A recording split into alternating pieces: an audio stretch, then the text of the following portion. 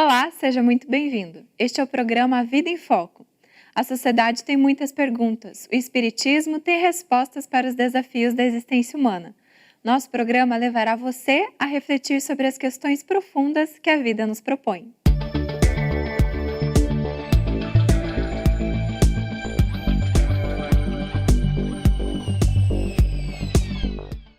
O matrimônio, além de ser o berço da construção familiar, é um meio para a elaboração moral. Embora a união conjugal traga muita felicidade, não deixa de ser uma prova difícil a ser enfrentada, porém redentora. O desafio do relacionamento a dois é o tema da entrevista de hoje. Não deixe de assistir. Acompanhe também no programa Vida em Foco, curiosidades, crônica, o Espiritismo Esclarece e, por último, com Haroldo Dutra Dias, o quadro Pérolas do Evangelho. Você é nosso convidado especial. Fique conosco e acompanhe a programação. Fique agora com a crônica da semana. Por ocasião da chegada do verão, é comum a mídia explorar os esforços que as pessoas despendem para manter a silhueta corporal adequada àquela estação, porque é o período em que a exposição do corpo se torna mais intensa, nas praias, nas ruas, nas festas. É comum as reportagens, ao abordar a questão, pedirem para as pessoas o que elas desejam a fim de se apresentarem com uma silhueta corporal mais apropriada. As respostas basicamente são as mesmas. Gostaria de perder uns quilinhos no abdômen, que desaparecessem os incômodos pneuzinhos, que os músculos ficassem mais salientes, as formas mais malhadas e por aí vai. Tal fato nos chama a atenção para algumas reflexões. Todas as pessoas respondem como desejariam modelar seu corpo, o que por si só é muito bom, afinal, tais cuidados equilibradamente podem significar mais saúde.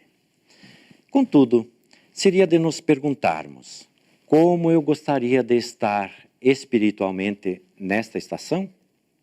Afinal de contas, o verão, o inverno e as demais estações do ano são meras etapas da vida. O corpo, ainda que importante, não é a expressão do nosso ser, da alma. O corpo não é o ser eterno. Quantos que se entregam aos caprichos corporais, esquecendo-se das questões do espírito? Empregam horas nas academias para modelar o corpo e nem um minuto para modelar a alma. Ter um corpo saudável é bom, mas é necessário que também o espírito esteja saudável. Considere que um dia o corpo envelhecerá e adoecerá, de tal forma que irá definhar e, por fim, morrer. Contudo, o espírito é imortal. Considere que a silhueta ideal é aquela que esculpimos no espírito, fazendo com que percamos uns quilinhos de maledicência, os pneuzinhos do mau humor, que escondamos a língua ferina da maldade.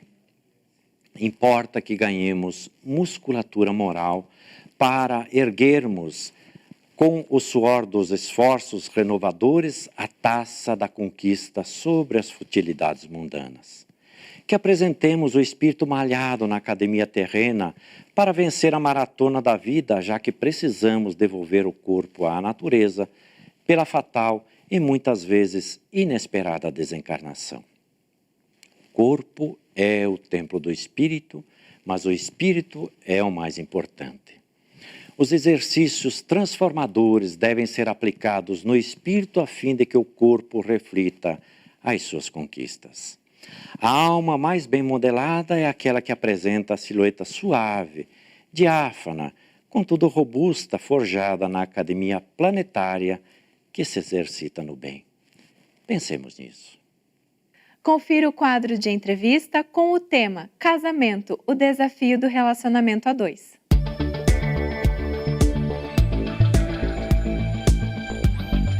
Olá, começa agora o nosso quadro de entrevistas. E é uma alegria saber que o que nós estamos fazendo aqui interessa de perto a você. Conosco aqui hoje no estúdio, membro da nossa equipe de trabalho, Dr. Marcelo Garcia Collin, cujo currículo vocês podem conhecer mais de perto acessando o site avidaemfoco.com.br, avidaemfoco.com.br. Marcelo, seja bem-vindo de novo. Nossas saudações àqueles que estão nos assistindo. Marcelo, olha o tema de hoje, Marcelo. Desafio de viver a dois, casamento. Desafio, né? Desafio, a nossa vida é cheia de desafios, né? O casamento é um dos mais importantes da nossa existência. Então, Marcelo, a gente fica sempre pensando nessas famílias, né? Famílias plenas, alegres, produtivas. O que é, na sua visão, uma família de sucesso? Essa é uma pergunta muito interessante. A gente, lá em fevereiro desse ano, estivemos falando a respeito da família, os desafios da família e o objetivo da família. Se eu não me engano, o programa foi ao ar no dia 16 de fevereiro. Marcelo. 16 de fevereiro, domingo. E teve vários comentários, o que nos motivou a resgatar esse tema agora. Então, lá em fevereiro, a gente dizia que, às vezes, as pessoas entendem errado o que é a família. As pessoas consideram que uma família de sucesso é aquela família da propaganda de margarina, né? Aquela família onde todo mundo está sorrindo o tempo todo, onde não há nenhum tipo de briga, nenhum tipo de conflito, onde a harmonia é permanente. No nosso entendimento, essa é uma visão equivocada do que seja uma família de sucesso.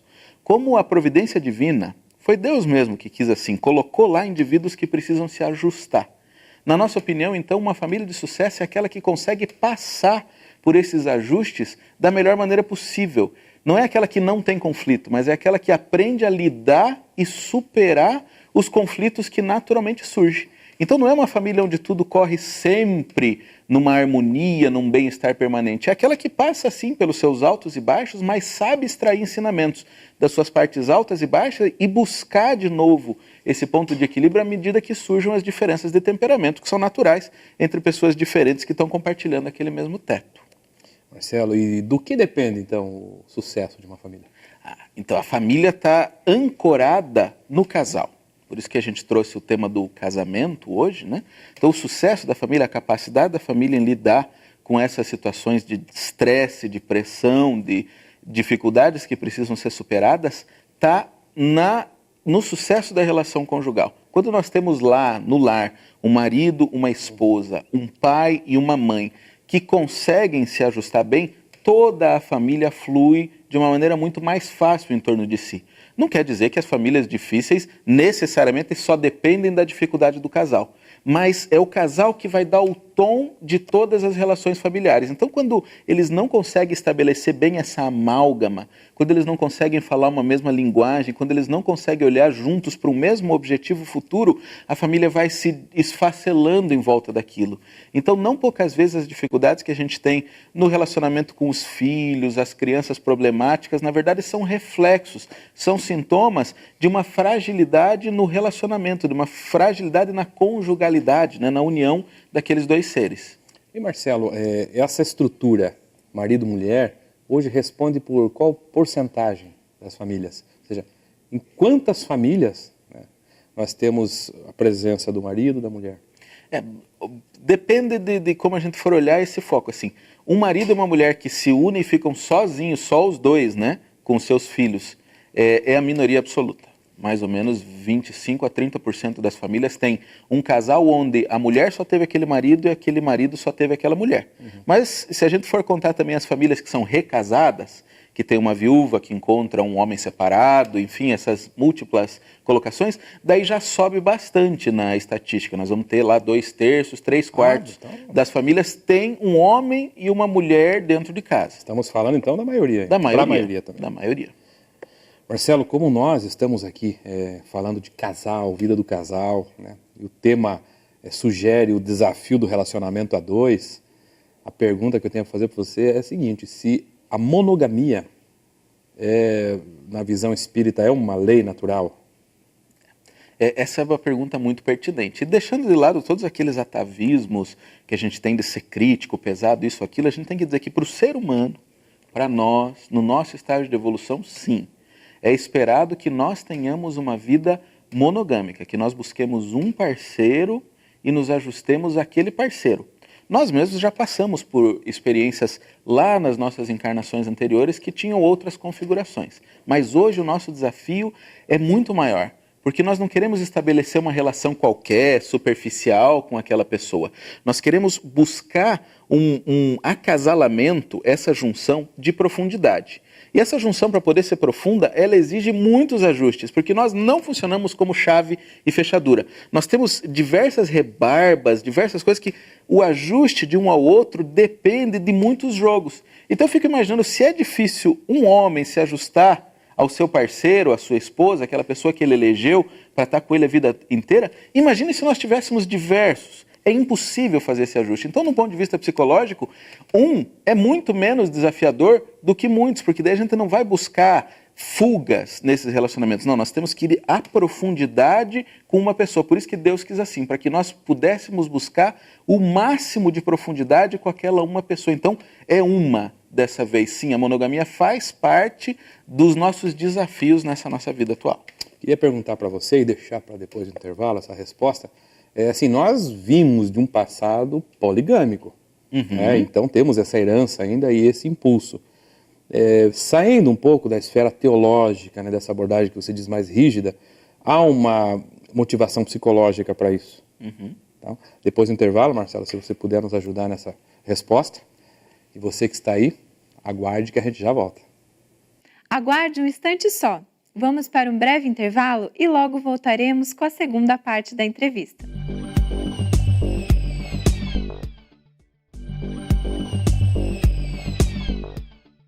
Retornamos com a segunda parte da entrevista de hoje, com o tema Casamento, o desafio do relacionamento a dois.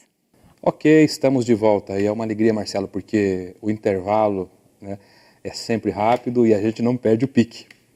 Tínhamos falado, antes desse breve intervalo, a respeito do nosso atavismo, da nossa herança poligâmica. Por que nós, no passado, escolhíamos vários parceiros? O que nos motivava, Marcelo? Sim. Isso está dentro da evolução natural das espécies, né, pelo tempo. Então, houve essa história do nosso desenvolvimento até aqui, que para que houvesse a maior variabilidade possível, era preciso haver a maior mistura possível. Então, por isso que no reino animal, no reino vegetal, não existe nenhum tipo de exclusividade. Daí claro que os animais também foram evoluindo e vários animais têm lá um único parceiro para a vida toda. Mas esse não é o fato. O fato é que na natureza se observa mesmo as espécies trocando carga genética para poder garantir a subsistência. Mas o ser humano é diferente, porque nós não estamos falando apenas de uma necessidade genética, mas de uma necessidade energética. E nós precisamos de intimidade para podermos nos alimentar.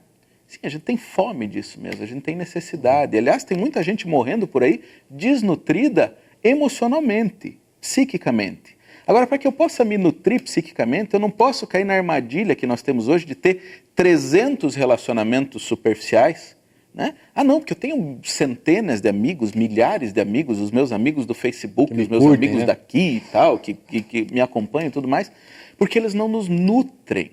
Porque esse relacionamento não chega a ser algo que abre as portas para ver um compartilhamento de energia.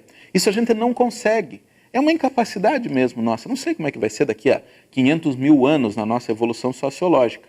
Mas hoje, para a gente conseguir estabelecer um contato profundo e abrir essa comporta para uma reciprocidade real, para que eu receba energia e dê energia para o outro, eu preciso de intimidade. Para a intimidade eu tenho que ter convivência, abertura e profundidade do relacionamento. Por isso que a monogamia é o mais natural nesse momento, porque com uma pessoa, ao longo do tempo, eu consigo ir aprofundando esse relacionamento a tal ponto que eu consiga atingir essa fonte. É como se a gente fosse perfurando um solo, né? Buscando a água que está lá no lençol freático no fundo. Então eu vou descendo, descendo, descendo, descendo, até que uma hora eu consigo me nutrir. Então os relacionamentos sociais que a gente tem, e esses relacionamentos de superfície que muitos casais têm, não chegam a ser nutritivos. E eles não conseguindo achar essa seiva nutritiva do amor, às vezes vão se jogando a outros relacionamentos, não sabendo que com isso superficializam mais ainda a sua relação.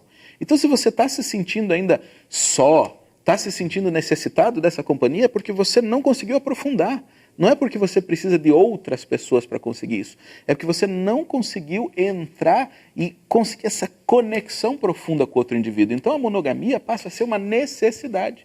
Eu não consigo estabelecer isso com diversas pessoas. Então eu preciso daquele que é a minha fonte nutriz. É quase como tomar muita água salgada para querer matar a sede também, né, Marcelo? Que dá mais sede ainda. Dá mais sede ainda. Então, você falou da monogamia. Como é que se dá, isso você pode buscar nas fontes da doutrina espírita, né? Como é que se dá a escolha do parceiro, Marcelo? Porque aquela pessoa em especial. As pessoas se perguntam, né? Nós somos destinados uns aos outros, né? Há alguma determinação divina em que eu vou encontrar? A resposta é que geralmente não. A generalidade dos casais não são assim, você veio exatamente para você. Pode acontecer também. Algumas pessoas vêm com essa pré-determinação, esse planejamento do mundo espiritual. Mas nós não podemos dizer que essa seja a regra geral. Nós vivemos nesse mundo onde nós temos muitas coisas a resgatar com muita gente. Muitos ajustes e conexões que a gente precisa fazer. Muitas pessoas com as quais nós temos as mais diversas afinidades. E quando a gente vem para o mundo, naturalmente acaba tendo um pool aí, um certo número de possibilidades. E, inclusive, a nossa pressa, a nossa precipitação, muitas vezes nos leva a buscar não aquela uma ou aquela uma daquelas poucas pessoas com as quais a gente ia se comprometido, mas encontrar outros caminhos por aí. Por isso a gente pode dizer que a maioria dos casais que está junto hoje não veio assim, nós no plano espiritual estabelecemos um pacto, uma aliança e agora nos encontramos de novo. Mas, de todo modo, não são ao acaso essas uniões também. Também não são assim ao léu e acontece conforme a gente pensa que vai ser. Não, a providência vai encaminhando situações que nos levam num determinado caminho. Às vezes não é um trilho, é uma trilha, né? É por aqui. E com algumas pessoas que a gente vai ter contato na nossa vida, qualquer delas que a gente eleger para ser o parceiro, vai ser construtivo, vai ser positivo. Então a gente não precisa ficar nessa angústia também de, eu estou num casamento e agora eu encontrei uma outra pessoa, será que não é ela que eu prometi que ia ficar com ela? Não, porque a gente normalmente não vem com aquela única opção no nosso caminho. A gente vai explorar aquela que a gente escolher agora uma vez aqui na Terra, para conseguir o máximo de crescimento para nós e para o outro, porque a gente não casa só pela gente, né? A gente casa pelo nosso crescimento enquanto dupla ali, enquanto casal, nessa nossa jornada. Ok. Os espíritos costumam dizer que o que está para o nosso caminho, surge em nosso caminho. Surge em nosso caminho. Marcelo, qual é o principal fator, então, para um relacionamento conjugal satisfatório, feliz, na sua opinião, de espírita e de médico de família também? Sim. Primeiro a gente precisa ter consciência de que nós estamos com uma pessoa que é diferente de nós. Então a gente não vai poder fazer tudo do jeito que a gente gostaria que fosse, não vai poder pensar só na nossa maneira, nos nossos gostos, nos nossos hábitos e nas nossas preferências. O grande equívoco de muitos casais é achar que esse encaixe é uma coisa que vai ser sempre 100% perfeito. Eu gosto, ele adora aquilo. Eu quero, ele deseja muito aquilo. Não, o segredo está em aprender a conjugar. Como é que a gente fala com o verbo? A gente conjuga, né? E um influencia o outro ali. Quando a gente junta o sujeito e o verbo vai se flexionando para se adaptar ao sujeito. Então, se conjugar é unir dois, também há que se considerar que dessa união existem ajustes para ambas partes nesse caminho. Então eu tenho que me moldar à medida que eu ajudo o outro a se moldar também, e desse trabalho conjunto que vem o sucesso de uma relação. Quando só um cede, só um abre mão, é certeza de que não vai dar certo aquele relacionamento. É necessário haver aí esse encaixe entre os dois para o caminho. Ok, Marcelo, se você quiser nesse minuto final deixar algumas dicas práticas para o nosso telespectador, fique à vontade. Então, nós temos diversos estudos que foram feitos com casais que viveram muito tempo e que dizem que sua relação é muito boa. Claro, vamos aprender com quem já fez. Então, os pesquisadores da área da psicologia já fizeram milhares de entrevistas com esses casais que têm 30 anos, 40 anos e relatam que a sua vida é muito satisfatória. Algumas coisas ressaltaram e eu queria deixar como dicas para aqueles que estão tentando construir um relacionamento mais feliz. Então, eu trouxe aqui, para não dizer que eu não falei dele, o livro Amor, Imbatível Amor, de Joana de Ângeles, que fala que realmente nós temos que nos ajustar psicologicamente ao outro. Acho que quando a gente está falando de esse desenvolvimento desse sentimento, vale a pena ir nesse livro aqui. Então tem lá ajustamento psicológico, vá nesse capítulo e estude um pouquinho mais. Esse ajuste nos recorda, por exemplo, que nós não vivemos de fotos, mas de filmes. Não importam grandes momentos de alegria, assim, não, nós queremos salvar nosso casamento, não está bem, então vamos fazer uma viagem para o exterior, vamos fazer uma segunda lua de mel e daí tudo vai voltar bem. Até que aquele momento é bom, é positivo, tá? Mas ele não salva uma relação. O que salva uma relação são as pequenas atitudes de todos os dias. Parece que as mulheres entendem disso melhor do que os homens, né? Os homens que acham que são as grandes demonstrações, as mulheres já perceberam que são os pequenos gestos de todos os dias que fazem a diferença. Mas a principal é isso, nós somos iguais e diferentes ao mesmo tempo. Porque nós temos que nos tratar de uma maneira igualitária. Eu tenho que respeitar as opiniões do outro, entender que o outro também participa das decisões, compartilhar as tarefas, as obrigações, enfim, e tentar nos tratar de uma maneira igualitária. Mas nós somos diferentes, preservando as especificidades de um e de outro. Olha que interessante, as pesquisas dizem que 90% dos casais consideram que é importante manter a individualidade. E de outro lado, 90% dos casais, quando vão tomar uma decisão, partem do pressuposto que o outro concorda com ele. Desejam mesmo que ele, assim não tem como dar certo esse relacionamento. Então nós temos que superar algumas dessas coisas.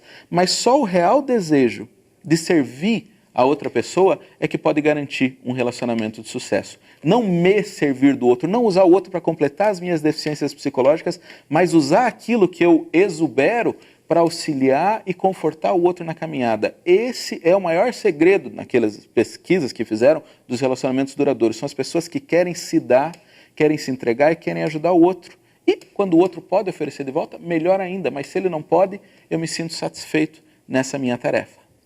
E Marcelo, muito obrigado. Muito obrigado pela sua disposição, pela lucidez, por trazer a sua experiência aí como médico também, como espírita sobretudo. E a você que nos acompanhou, nossa gratidão. Fique conosco, porque o programa continua. Você tem uma dúvida e quer que a respondamos? Envie por e-mail no endereço contato@vidaemfoco.com.br a sua pergunta. Acompanhe agora no quadro Espiritismo Esclarece, pois esta poderá ser a resposta que você procura. Olá, hoje nos indagam: o que é o demônio para o Espiritismo? Segundo a ideia popular e o ensino de várias religiões, o demônio é um anjo decaído que se converteu em opositor de Deus e permanecerá nessa condição pela eternidade. O Espiritismo ensina que essa figura simplesmente não existe. Deus é a inteligência suprema do universo, possuindo todas as virtudes em seu grau máximo. Isso implica a impossibilidade de que tenha qualquer defeito. Afinal, é impossível ser completamente bondoso e fazer algumas maldades, ou completamente justo e permitir algumas injustiças. Dentre os atributos divinos figura a onisciência. A divindade não está presa nos limites de espaço-tempo e sabe tudo o que ocorre e ocorrerá no universo.